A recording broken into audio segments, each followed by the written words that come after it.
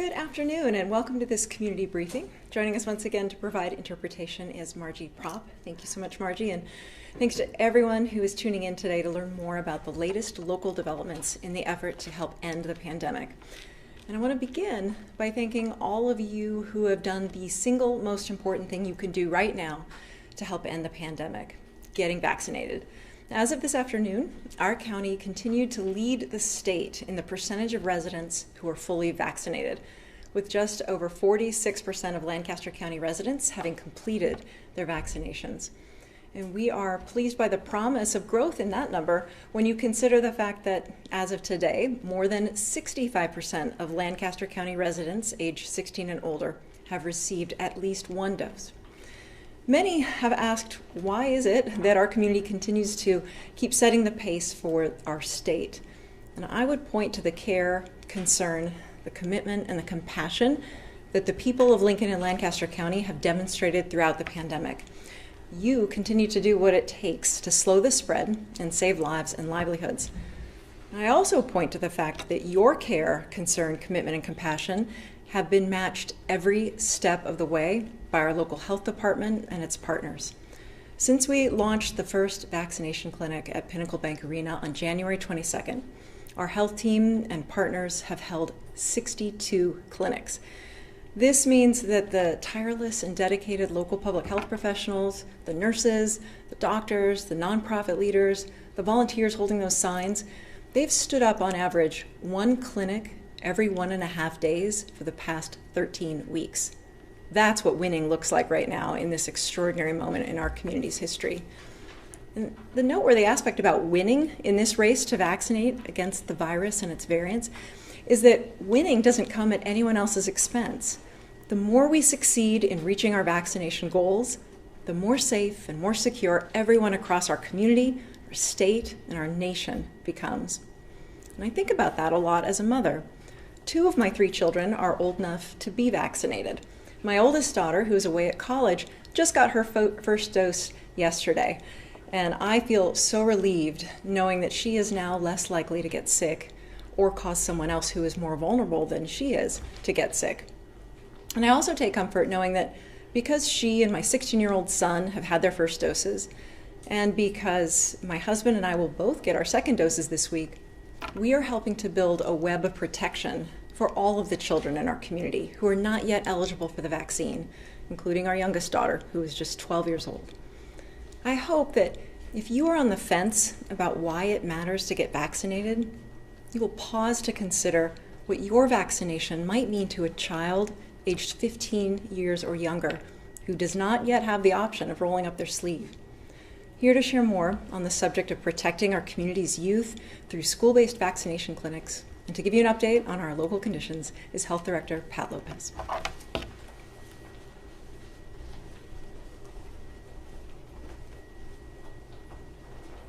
Thank you, Mayor. Part of our vaccination efforts right now are focused on students age 16 and up. Last week, we partnered with local colleges and universities to host a clinic for students at the Coliseum on UNL's campus. We also started holding vaccination clinics at local high schools, and those will continue into this week. COVID-19 vaccine benefits people in every age group, including teenagers and young adults. It provides protection against the virus, prevents illness, and saves lives. It also helps slow the spread of COVID-19 and its variants in our community. Joining us today by Zoom to share further information about COVID-19 vaccine in use is Dr. Sean Jobs-Jost, a pediatrician and president of Complete Children's Health in Lincoln. Thank you for being here with us today. Thanks for the opportunity. I really appreciate it. And I really appreciate the work that the health department is doing to work with our schools to get our adolescents vaccinated. It's pretty exciting for us as pediatricians and for me personally as a parent to get to see adolescents having the opportunity, older adolescents having the opportunity to be vaccinated. The disease of COVID-19 in adolescents is not typically as severe as it is in but we do see adolescents who suffer from some complications of COVID-19, including long COVID syndrome, including heart inflammation, which sometimes limits athletes from participating in athletics. And really just also the limitation to what activities they can participate in. Our adolescents and young adults have been limited in some of the extracurricular activities that they can do, and those are just as important to them as their learning opportunities. And so vaccinating our youth so that they can protect themselves, protect each other, and also protect the rest of the community is really, really important. We also do see some adolescents and young adults who have underlying health conditions that put them at higher risk of complications of COVID-19, like diabetes, moderate to severe asthma, other chronic lung and heart conditions. And those adolescents and young adults are integrated into our population with everybody else, and they are exposed on a regular basis to the rest of the young people that they live and work with. And so vaccinating our community helps to protect them as well. And adolescents live with younger siblings who might be at higher risk of COVID-19 infection. They live with older adults. They see their grandparents. They work in grocery stores and in restaurants as for after-school jobs. And so integrating them into the group of protected, vaccinated individuals and promoting herd immunity in our community is so important. So I'm really excited about that opportunity. And I've been encouraging all of my patients in clinic to make sure that they go out and get their vaccine. Thank you for that valuable information. If parents have questions about COVID-19 vaccine, they are encouraged to contact their child's healthcare provider. And as I mentioned, we continue our efforts to vaccinate students 16 and up on site at local high schools. Last week, we hosted clinics at Norris, Waverly, and Pius, as well as Lincoln Lutheran, which also included students from Lincoln Christian and College View Academy. We also partnered with Three Rivers Health Department to provide clinics at Raymond and Malcolm High Schools. This week, we're hosting clinics at additional high schools in Lincoln. We started yesterday with Lincoln East and Lincoln High. Today's clinics are at North Star and Northeast. And on Wednesday, tomorrow, we'll be at Southeast and Southwest. All the clinics are for students, their families, and guardians. Dr. Steve Joel, Superintendent of Lincoln Public Schools, is here today to talk more about the student vaccination efforts.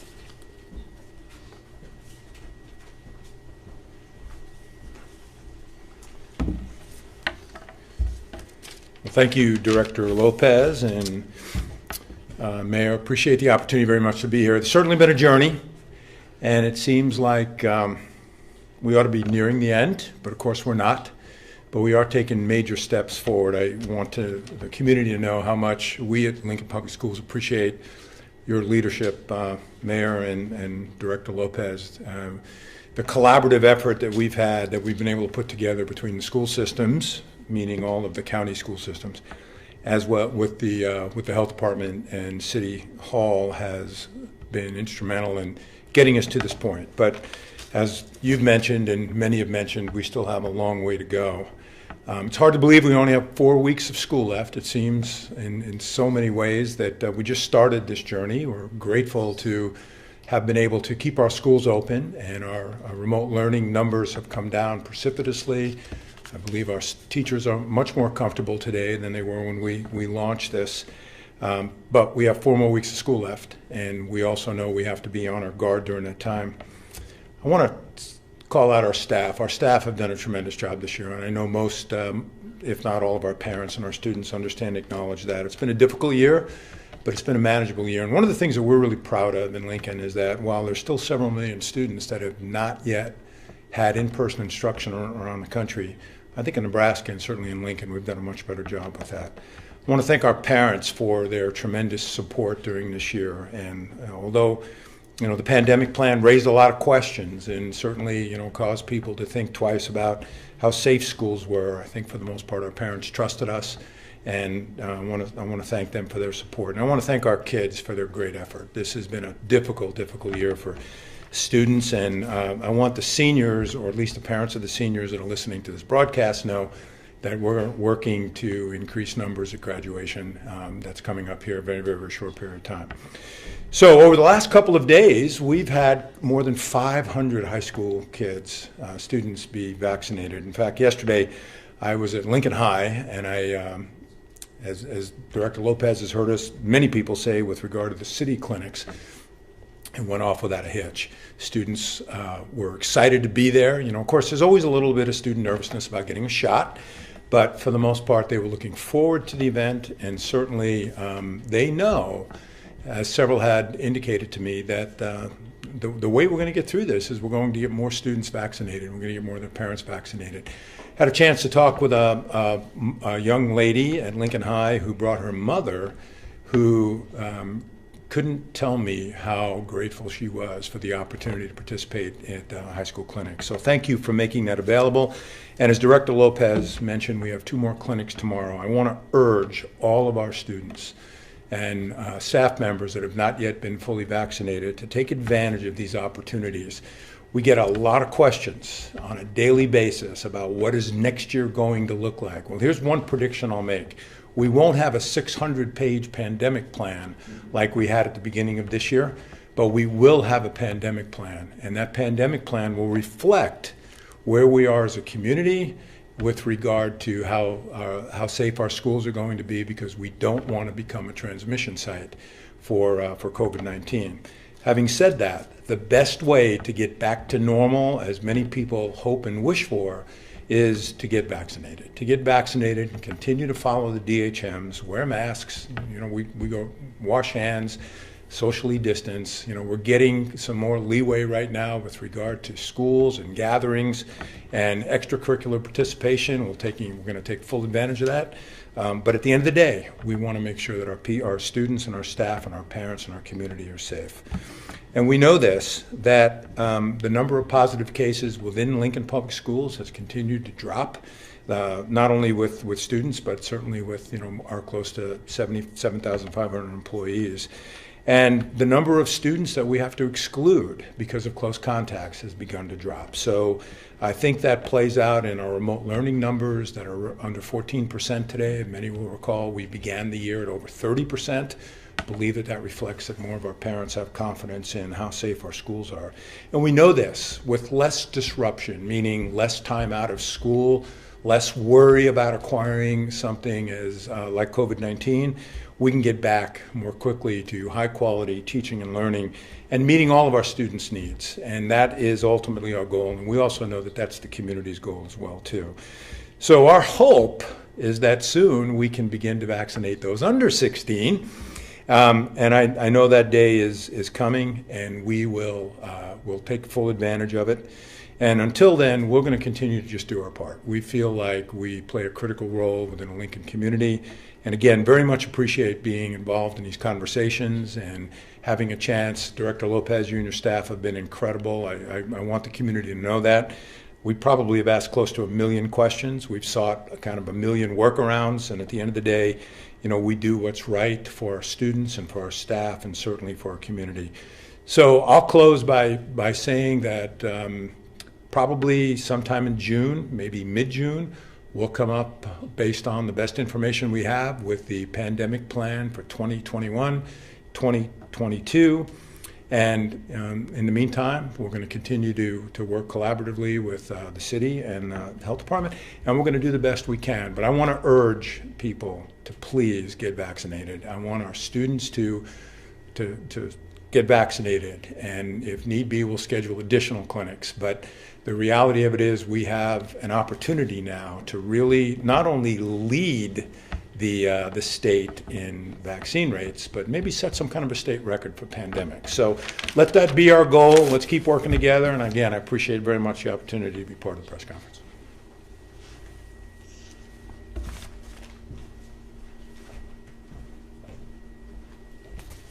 Thank you, Dr. Joel.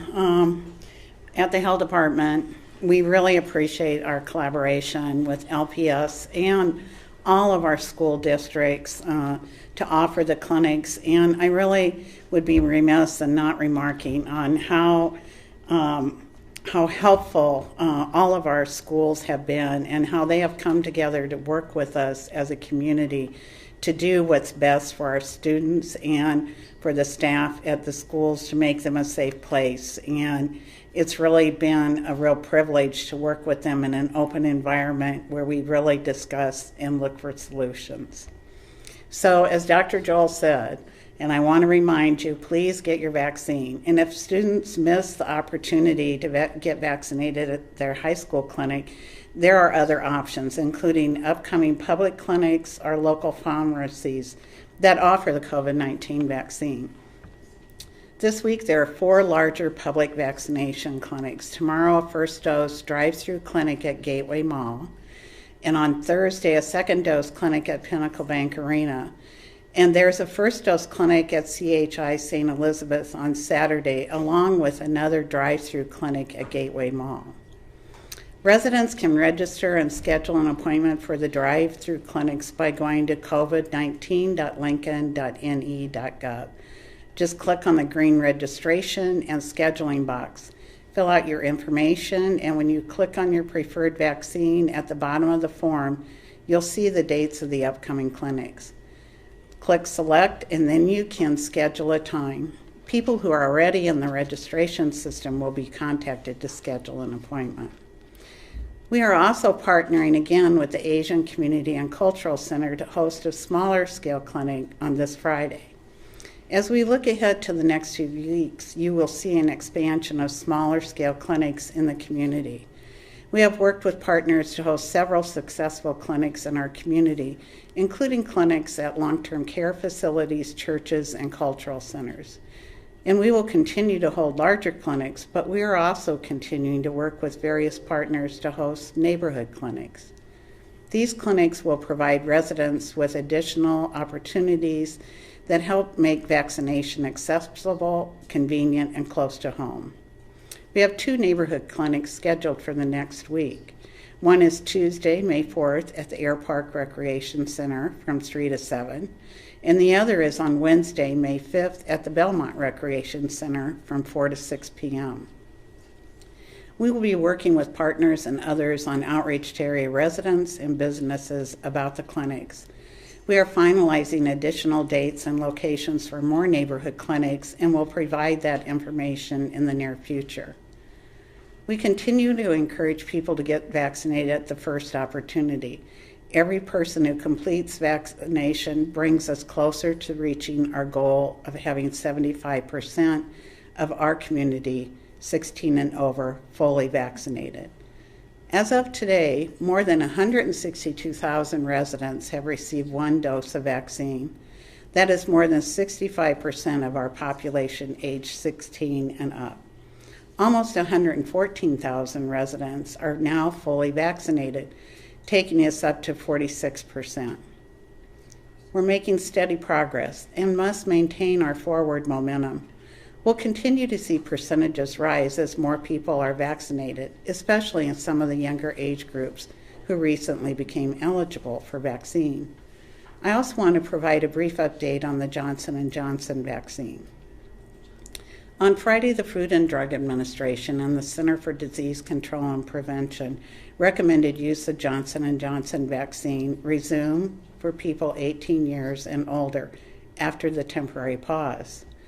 Both federal agencies recommended a pause in the use of Johnson & Johnson vaccine based on 6 reported cases, including one in Nebraska, of a rare and severe type of blood clot in women after receiving the vaccine. All 6 cases occurred between the ages of 18 and 48. We joined many other health departments across the country that immediately paused the use of this vaccine. During the pause, medical and scientific teams to the FDA and CDC examined all available data. The review shows that the known and potential benefits of J&J vaccine outweigh its known and potential risks. However, the CDC and FDA note that women younger than 50 years old should be aware of the rare but increased risk of the condition, and that there are other COVID-19 vaccines available where this risk has not been seen. We reviewed the findings and consulted with the state, and we are planning for a Johnson & Johnson vaccine clinic and to be held on Saturday at the drive-through clinic at Gateway Mall. Last week, the COVID risk dial moved to the low yellow for the first time. This was a slight improvement after being mid-yellow for 9 consecutive weeks. Local data continues to hold steady and make small incremental improvements. So this week we are remaining in low yellow on the dial. This indicates a moderate risk of COVID-19 spread and impact in our community.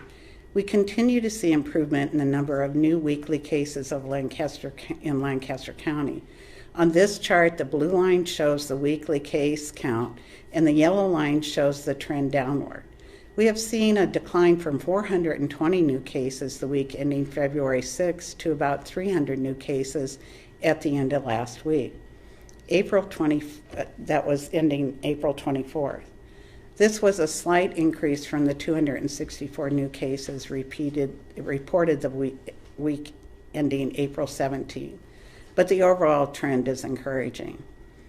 We also continue to see a small increase in the number of COVID-19 patients hospitalized locally, but the current increase is mainly due to patients from other communities. The 7-day rolling average of local hospitalizations increased from about 25 the week ending April 10th to about 34 last week ending April 24th. And at a closer look at the data, it shows that COVID-19 hospitalizations of Lancaster County residents have actually declined slightly over this time frame. This is represented by the orange line, and you can see the decline from about 22 the week ending April 10th down to about 20 the week ending April 24th. This can be attributed to the success of our vaccination efforts, especially for those over the age of 65. Over 78% of our residents aged 65 to 74 are now fully vaccinated. As I mentioned earlier, just over 46% of our population aged 16 and over is fully vaccinated. That moves us to the orange category for the vaccination metric. To get into the yellow category, we need to have 60% of the population 16 and older fully vaccinated. And the vaccination metric will move into green when we reach our goal of having 75% of the population fully vaccinated. We are on our way. This week we have reached over 65% of our population aged 16 and over who have had at least that first dose of vaccine. Also this week, we now have 3 age groups that have reached the 75% mark for initiating vaccination. Over 75% of the residents aged 85 and older have had at least 1 dose. More than 80% of the residents aged 75 to 84 have had at least 1 dose. And nearly 86% of the residents aged 75 to 74 have initiated vaccinations. In addition to the progress of initiating vaccination, this chart shows that the progress we've made since the beginning of the year related to the percentage of our population 16 and up who are fully vaccinated. As you can see, at the end of January, we were at just 4.9% fully vaccinated. At the end of February, we increased to 12.2%. Then at the end of March, we moved to 23.9%. And as of yesterday, we reached over 46% of those 16 and older that are fully vaccinated. As more people return to receive their second doses, we will continue to see that fully vaccinated percentage catch up with the initiated vaccination percentage. Thank you to all of those in the community who are getting vaccinated and helping us to reach our goal. With the COVID-19 risk dial remaining in low yellow, we are still asking everyone to maintain caution. The variants do have the potential to cause COVID-19 to be more severe, spread more easily, require different treatments, or change the effectiveness of the current vaccines. We encourage everyone to get vaccinated now. The vaccine is the way we are going to overcome COVID-19 in our community. With that, we'd be happy to take any questions. Hi, Pat. This is Matt Olberty with the Journal-Star. Hi, Matt. Hi. I just wanted to ask, I noticed that vaccination numbers have gone down quite a bit over the past couple of weeks, especially the initiated vaccines. Is that a concern at all as you get into those younger groups, maybe fewer people being interested in it, or do you feel like as you have more of these sort of outreach clinics where you go out to people instead of having them come to you, that'll improve? We do expect that to improve. We're trying to get out in areas, as I mentioned, one of the things we've done is that Tabitha is providing vaccine to those that are homebound. But we also knew that there would be a time, we had always planned to go out into the community and have neighborhood clinics from the very beginning. And now we've reached that point that we're at that place where we can make it more convenient and more accessible for people to easily get the vaccine.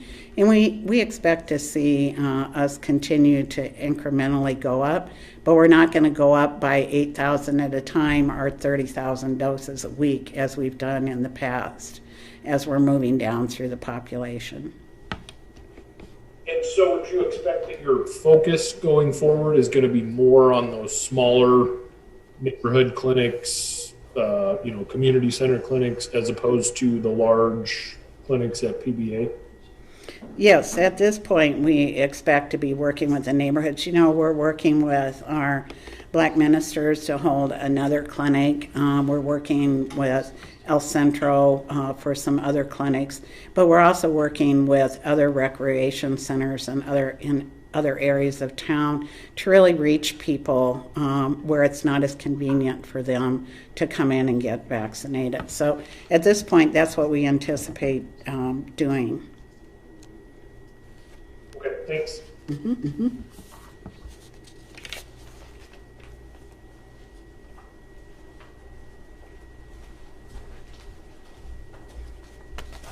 Any other questions for our guests or Director Lopez or myself?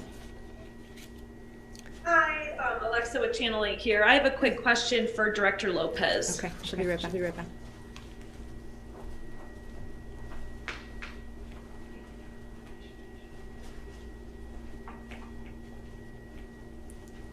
Hi, Alexa. Hi, okay, so quick question. Busy weekend coming up. We've got the spring football game and then also the Lincoln Marathon. I don't think the city has seen big events like this since, pre-COVID times. As health director, do you have any concerns about, these big events happening this weekend? Of course, we'd be concerned. We want people to have fun, but we want them to do it safely and continue to help us move forward. But we've worked quite a bit with both the university and holding the event and the marathon to do it as safely as possible. And we put additional information out there. And so we expect people to continue to follow what they've been doing and enjoy themselves. Great, thank you. Mm-hmm, mm-hmm. This is Brent with Channel 8. I don't know if this is more for you or for Dr. Joel or both maybe, but you mentioned, starting at least in LPS schools this week doing the vaccinations, and if there are only, if there's only about a month left of school, is that going to kind of put you up against the clock in order to get some of those the second doses done before students flee for summer vacation? No, Brent, because the students are receiving, as you know, the Pfizer vaccine. So in 3 weeks, they'll get their second doses. So that's why we worked quickly to be able to get these scheduled and get them in the school. And not only have we seen parents at the high schools, but I think I mentioned before, we've seen parents in a lot of our clinics at Pinnacle as soon as the vaccine became available for those 16 and over.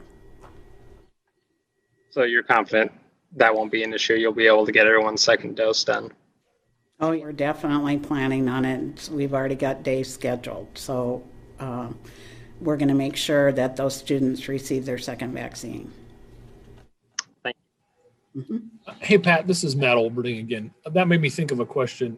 Speaking of second doses, have you guys had much of an issue with people not coming back to get their second dose within the scheduled time period? You know, Matt, thanks for asking that. That is a really good question, and we get asked that a lot. And our team, as a team, we talk about that. We have had a tremendous response to people getting their second dose. Well over 97% of people have come back for their second dose. And then we reach out to those who don't return, and there can be a variety of reasons. You know, life events happen for individuals, and then we work them in somewhere else. And we have people that reach out and call us if they've missed their appointment somehow. And I also want to remind people to please check your junk email or your spam to make sure you haven't gotten a notice from us to come back in for an appointment. Thank you. Mm-hmm.